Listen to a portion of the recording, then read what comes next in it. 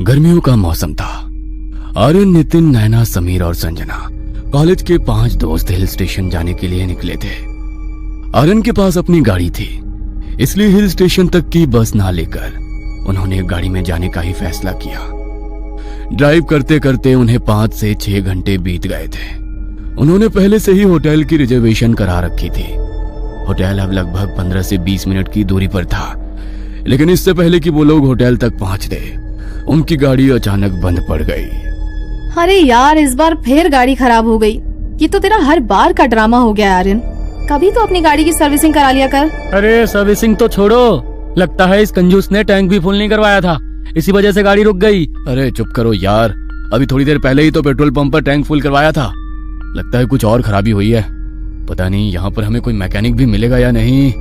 आसपास कोई है भी नहीं जिससे पूछ लें। आर्यन का तो इतना कहना था, तभी उससे सामने से गांव का ही एक आदमी आता दिखाई दिया। उसने गाड़ी का शीशा नीचे किया और उसे आवाज लगाते हुए कहा, अंकल जरा सुनिए तो। उस आदमी ने गंभीरता से उसकी तरफ देखा और तेजी से चलता हुआ उसके पास आया। अंकल, हमारी ना गाड़ी खराब हो गई है, क्या यहाँ आसपास कोई गैराज या मैकेनिक है जो हमारी गाड़ी ठीक कर दे? गाड़ी खराब नहीं हुई है तुम्हारी, वो सामने देखो, वो जो पेड़ है उसके सामने हाथ जोड़कर आओ और कहो कि हमें यहाँ से जाने दो। क्या? लगता है कि यहाँ पर नए आए हो, इसलिए पता नहीं कि यहाँ की पहरेदारी बेताल करता है। बेताल? वो क्या है? वो सब जानने की जरूरत नहीं है तुम्हें, और ना ही मेरे पास इतना समय है कि मैं तुम्हें सब कुछ समझाऊं। बस जाओ और जाकर उस पेड़ के नीचे हाथ जोड़कर वो कहो जो मैंने तुम्हें कहा है, तभी वो तुम्हें यहाँ से आगे बढ़ने देगा। मैं चलता हूँ। इतना कहकर वो गांव वाला तो वहां से चला गया, लेकिन उस गांव वाले की बात सुनकर वो सब के सब हैरान थे, क्योंकि उन्होंने अपनी लाइफ में पहली बार ऐसी कोई बात सुनी थी। ये क्या नॉनसेंस थी यार। नॉनसेंस वगैरह छोड़ो और जो उसने कहा है वैसा करो। क्या पता सच में ऐसा कुछ हो। हाँ यार, चलो चलते हैं। वैसे भी मैकेनिक तो यहाँ पर है नहीं, तो यही ट्राई कर लेते हैं। क्या पता सचमुच यहाँ पर कोई बेताल हो और उसे हम पर थोड़ा तरस आ जाए। शहर के लोगों को इन सब बातों पर भरोसा करना जरा मुश्किल होता है, लेकिन नैना और संजना के कहने पर सब गाड़ी से बाहर निकले और उस पेड़ के नीचे जाकर हाथ जोड़कर खड़े हो गए। हम सब यहाँ पर घूमने के लिए आए हैं, प्लीज आप हमें आगे जाने दो। नैना के साथ साथ बाकी सबने भी ऐसा कहा। तभी अचानक से शांत वातावरण में कुछ हलचल सी हुई और उस पेड़ की एक एक पत्ती हवा से इतनी जोर से लहराई कि उसकी आवाज उन 5 के कानों में चुभने लगी। वो आकर अपनी गाड़ी में बैठ गए। तुम सबको क्या लगता है कि अभी गाड़ी स्टार्ट हो जाएगी? पता नहीं, जब भी किसी गांव में आओ तो क्या क्या फालतू की चीजें करनी पड़ती हैं। मैं ऑनलाइन कोई मैकेनिक सर्च करता हूँ। अरे पहले गाड़ी स्टार्ट तो करके देखो। अच्छा, जैसे तो गाड़ी स्टार्ट हो ही जाएगी। बेताल का मजाक उड़ाते हुए आर्यन गाड़ी स्टार्ट करने लगा और गाड़ी स्टार्ट हो गई। ये देखकर वो 5 के 5 हैरान रह गए। अरे ये तो सचमुच स्टार्ट हो गई। गांव की मान्यताएं और परंपरा कुछ भी बेफिजूल नहीं होता। खैर, ये सब तुम लोगों की समझ में नहीं आएगा। हाँ, क्योंकि ये सब तुझ जैसे गंवार की समझ में ही आ सकता है। आर्यन ने गाड़ी आगे बढ़ाई और थोड़ी देर में ही वो अपने होटल में पहुंच गए। होटल के एंट्रेंस में ही एक बहुत बड़ा मंदिर था, लेकिन मंदिर के अंदर मूर्ति किस देवता की थी किसी को समझ में नहीं आ रहा था, क्योंकि आज से पहले किसी ने उस देवता की मूर्ति को नहीं देखा था। बड़ा ही अजीब मंदिर है, ना तो मंदिर के अंदर पूजा पाठ जैसी कोई चीज रखी है और ना ही कोई रोशनी है। बड़ा ही अजीब सा मंदिर है। आप इस मंदिर पर ज्यादा ध्यान मत दो, इससे जितना दूर रहो उतना आप लोगों के लिए अच्छा होगा। अरे क्यों खाली फोकट लड़कियों को डरा रहे हो? अरे कुछ नहीं है, चलो अपने अपने रूम में चलते हैं। बाकी सब तो उस मंदिर और गार्ड की बातों को इग्नोर करके अपने अपने रूम में चले गए, लेकिन सिक्योरिटी गार्ड की बातें सुनकर नितिन का मन बेचैन सा हो गया। नैना और संजना ने अपना अलग रूम लिया था और तीनों लड़के एक रूम में एक साथ रुके थे। पूरे दिन का ट्रैवल करके उन्हें होटल तक पहुंचते पहुंचते रात हो गई थी, इसलिए सब बहुत थक चुके थे, तो खाना खाते ही सो गए। लेकिन नितिन को नींद नहीं आ रही थी, वो अपने मन में कुछ बड़बड़ा रहा था। आखिर क्या था जिसे मैंने वहां पर देखा? मैं अच्छी तरह जानता हूँ कि वो मेरा भ्रम नहीं था। गांव की मान्यताएं और परंपरा कुछ भी बेफिजूल नहीं होता। खैर, ये सब तुम लोगों की समझ में नहीं आएगा। हाँ, क्योंकि ये सब तुझ जैसे गंवार की समझ में ही आ सकता है। इससे पहले कि नितिन आर्यन की बात का कोई जवाब देता, उसकी नजर गाड़ी के रियर मिरर पर पड़ी, जिसमें वो पेड़ बिल्कुल साफ दिखाई दे रहा था, जिसके सामने अभी वो लोग हाथ जोड़कर आए थे। लेकिन जब नितिन ने ध्यान से देखा तो एक 6-7 फीट का बड़ा भयानक दिखने वाला प्राणी, जैसे कोई राक्षस उस पेड़ से उल्टा लटका हुआ था और उन लोगों को वहां से जाते हुए देख रहा था। ये देखकर नितिन का कलेजा उसके मुंह को निकल कर आ गया, लेकिन बाकी सब उसकी बात पर यकीन नहीं करेंगे, ये सोचकर उसने कुछ नहीं कहा और अपनी आंखें बंद करके चुपचाप बैठा रहा। होटल पहुंचकर ही उसने अपनी आंखें खोली और होटल पहुंचकर उसने उसी राक्षस जैसे प्राणी का मंदिर देखा तो वो और ज्यादा हैरान रह गया। इसलिए उसके मन में ये जानने की उत्सुकता हो रही थी कि आखिर वो क्या था और क्यों हर कोई उससे इतना डर रहा था। कुछ तो अजीब था वो, लेकिन क्या था समझ में नहीं आ रहा। क्या बोला था उस गांव वाले आदमी ने? लगता है कि यहाँ पर नए आए हो, इसलिए पता नहीं कि यहाँ की पहरेदारी बेताल करता है। हाँ, बेताल। लेकिन ये क्या है पता नहीं। इंटरनेट को सब कुछ पता है, देखता हूँ। नितिन ने इंटरनेट पर बेताल लिखकर उसके बारे में सर्च किया ताकि वो बेताल के बारे में जान सके और उस हिल स्टेशन और बेताल के बीच का क्या कनेक्शन है वो भी जान सके। ओह माय गॉड, हमारी किस्मत अच्छी है जो बचकर आ गए, वरना ये तो बहुत खतरनाक है। इंसानों को मार कर ये उनकी आत्माओं पर कब्जा कर लेता है। लेकिन अगर ऐसा है तो यहाँ पर इसका मंदिर क्यों बनाया गया है? बड़ी अजीब बात है। इसके पीछे कुछ ना कुछ कहानी तो जरूर है, पता करना पड़ेगा। न जाने नितिन को उस हिल स्टेशन के साथ बेताल से जुड़ी कहानी जानने की क्या उत्सुकता थी। वह आधी रात को उठकर फिर से नीचे गया तो गार्ड ने उसे रोकते हुए कहा, अरे ओ भैया, इतनी रात गए कहाँ जा रहे हो? लूटने का इरादा है क्या? पता है ना टूरिस्ट स्पॉट है और रात को कैसे कैसे लोग घूमते हैं यहाँ पर। मैं कहीं बाहर नहीं जा रहा, बल्कि आपसे ही मिलने आ रहा था। मुझसे मिलने? वो भी इतनी रात गए? मुझसे इतनी रात गए, ऐसा क्या काम पड़ गया तुम्हें? तुम उस बेताल के बारे में कुछ जानते हो क्या? मैंने अभी इंटरनेट पर सर्च किया तो देखा कि ये बहुत ही खतरनाक चीज है। तो फिर यहाँ पर इसका मंदिर क्यों बनाया गया? और वो पेड़ जिस पर बेताल रहता है, ये सब क्या कहानी है?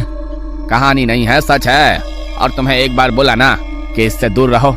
एक बार में बात समझ में नहीं आता क्या? अगर एक बार ये तुम्हारे पीछे पड़ गया ना तो जान लेकर ही पीछा छोड़ेगा।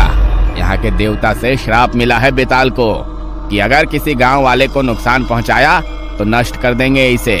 इसलिए यहाँ के लोगों को नुकसान नहीं पहुंचाता है, बल्कि रक्षा करता है। और इसी वजह से इसका मंदिर बनाया गया है यहाँ पर। लेकिन तुम यहाँ के नहीं हो, इसलिए तुम्हारा रक्षक नहीं भक्षक बन जाएगा ये। दूर रहो इससे। अच्छा ठीक है ना, मैंने तो तुमसे बस इसकी कहानी पूछी थी। क्यों फालतू में डर रहे हो और मुझे भी डरा रहे हो?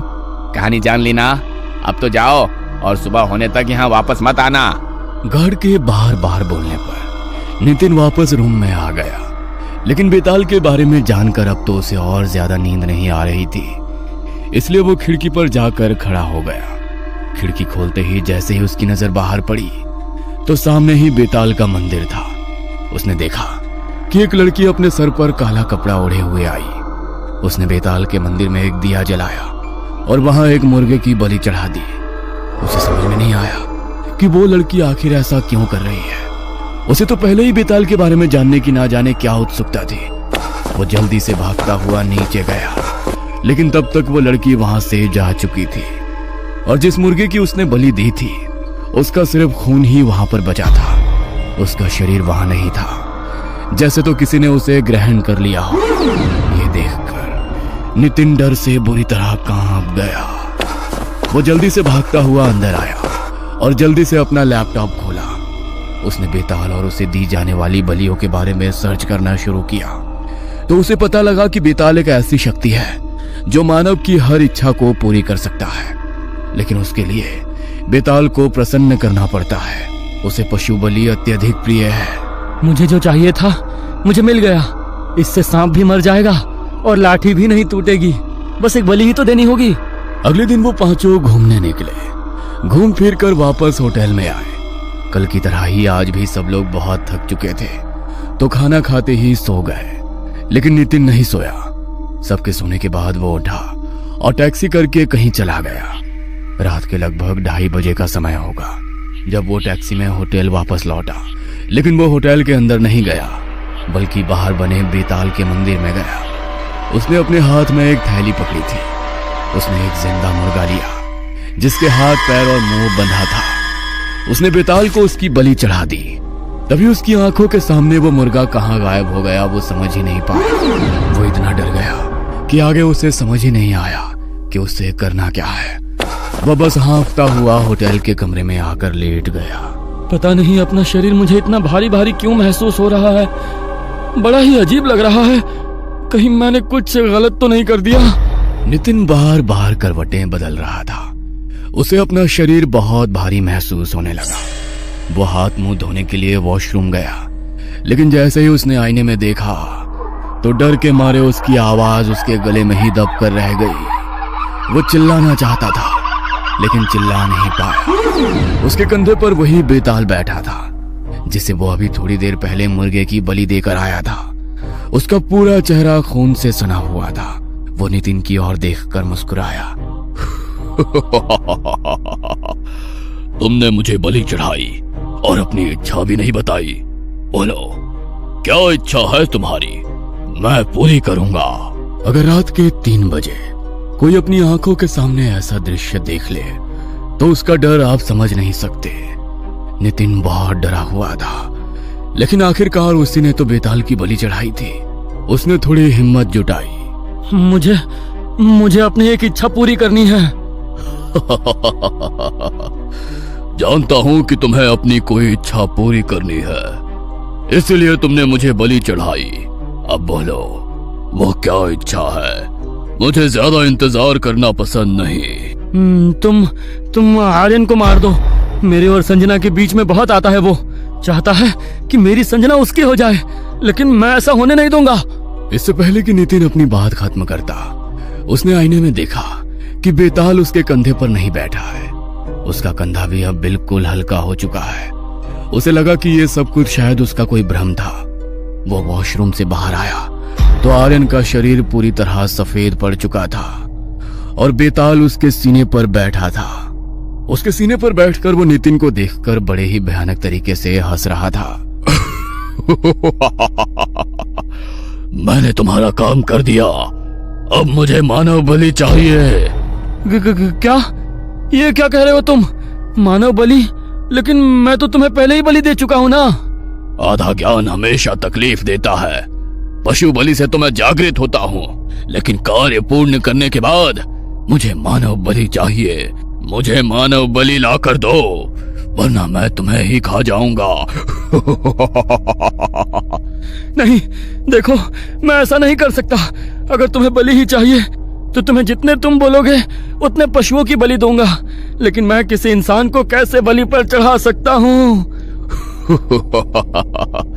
कितने अच्छे इंसान हो ना तुम। अपने दोस्त को बलि पर चढ़ाने से पहले सोचा था क्या? तो अब भी मत सोचो, क्योंकि मुझे इंतजार करना पसंद नहीं। अगर कल रात तक मुझे मानव बलि नहीं मिली तो तुम मेरी बलि बनोगे।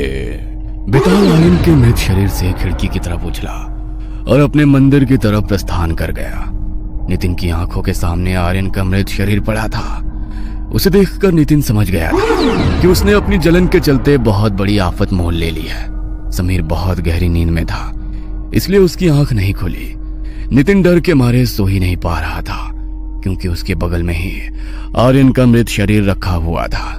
लेकिन आर्यन के मृत शरीर से ज्यादा उसे डर किसी और ही बात का था। मानव बलि कैसे चढ़ाऊंगा मैं उसे? मैं कैसे मार सकता हूँ किसी को?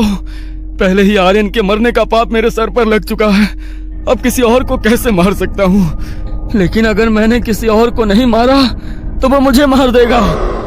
अगले दिन जब सुबह सबकी आंख खुली तो आर्यन की मौत ने सबको चौंका दिया, क्योंकि जिस तरीके से उसकी मौत हुई थी वो सामान्य नहीं था।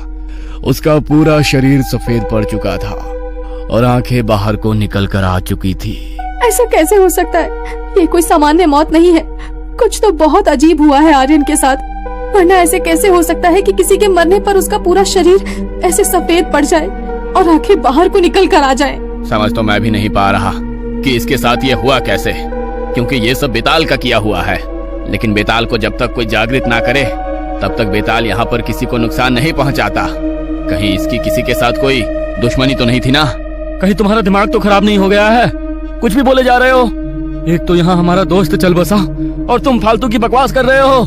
बकवास नहीं कर रहा हूँ मैं, सच बोल रहा हूँ। किसी ने जागृत किया है उसे, और हो सकता है कि तुम में से ही किसी ने ऐसा किया हो, क्योंकि तुम लोगों से तो यहाँ पर किसी और को कोई मतलब भी नहीं है। पहली बार यहाँ पर आए हो तो भला कोई और तुम्हारे साथ ऐसा क्यों करेगा? तुम में से ही कोई है जो इस सब का जिम्मेदार है।